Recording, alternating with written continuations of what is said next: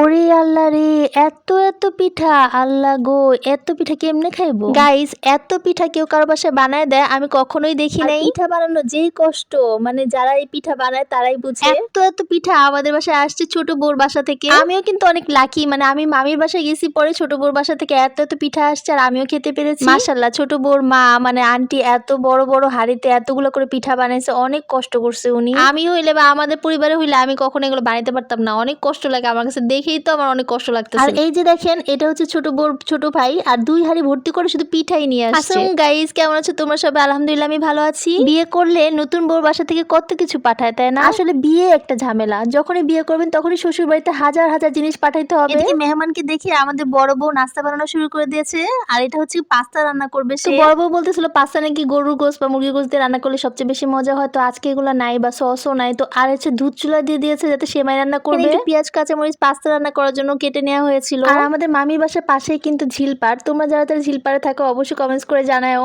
আর এই যে দেখো, এইটা বলো তো কি পিঠা? এই পিঠাটা আমার কাছে অনেক মজা লেগেছে, সবাই কিন্তু এই পিঠাটা সুন্দর করে বানাতে পারে না, একদম দেখতে কেকের মতো ছিল, আর এটাকে কেটে কেটে খেতে হয়। এটা হচ্ছে বিবিখানা পিঠা, এই প্রথম কারো হাতে পিঠা খেয়েছি যে এত এত মজা লেগেছে। আর এই যে দেখো, আমাদের বড় বউর পাস্তা বানানো শেষ, আর পাস্তা কালারটা কত সুন্দর আসছে তাই না? আমি একটু নিয়ে যাচ্ছিলাম সামনে, সবার সামনে দেওয়ার জন্য। আর এই যে পিঠা বাড়া হচ্ছে, এটা হচ্ছে চুই পিঠা, চুই পিঠার সাথে একটু কুলি পিঠাও ছিল ভিতরে ভিতরে। চুই পিঠাটা ভালো লেগেছে, আর আমার সবচেয়ে মানে প্রিয় পিঠা হচ্ছে পাটিসাপটা। এটার ভিতরে এত মজা ছিল, কামড় দিচ্ছিলাম আর শুধু নারকেলের একটা ফ্লেভার আসতেছিল। এদিকে বউর বাড়ি মেহমান আসছে, সাথে কিন্তু আরো অনেক মেহমান আসছে, মানে যেদিন মেহমান আসে সেদিন সবাই একসাথে আসে। আমাদের একটু বাইরে যাওয়ার কথা ছিল, কিন্তু আজকে আর আমরা বাইরে বের হতে পারি নাই। সবসময় পাটিসাপটা নিয়ে বসে থাকি, পাটিসাপটা খেতে আমার অনেক অনেক ভালো লাগে। খাওয়া দাওয়া শেষ করে সবাই মিলে আজকে উনো খেলতেছিলাম, মানে 3 বোন মিলে একসাথে খেলতেছিলাম। আচ্ছা, তোমরা কে কে উনো খেলতে পারো আর কে কে উনো খেলতে পছন্দ করো সবাই কমেন্টস করে জানাবো অবশ্যই। পাশে আনহা বসেছিল, আনহা বলতেছিল আমিও খেলবো, বাট বাচ্চারা তো এই খেলা বুঝে না, তাই ওকে আর নেওয়া হয় না। এদিকে আমার ডার্লিং আমাকে সুন্দর করে কিস দিয়ে তারপর বাসায় চলে যাচ্ছে। ওদের বাসায় 2 দিন হলে বেড়াতে আসছি, ওরা আমার জন্য এই বাসায় ছিল, আজকে এখন ওর বাসায় চলে যাবে। আমার অনেক মন খারাপ লাগতেছিল, বোন চলে গেলে অনেক খারাপ লাগে, আসলে বোনেরা একসাথে হই তখন অনেক গল্প করি, সাথে মেহমান যারা আসে তারাও চলে যাচ্ছে। জমজমাট ঘর যদি হঠাৎ করে খালি হয়ে যায় তাহলে কত খারাপ লাগে, তাই না? সবাই যখন চলে যাচ্ছিল তখন আমার বোন আবার বলতেছিল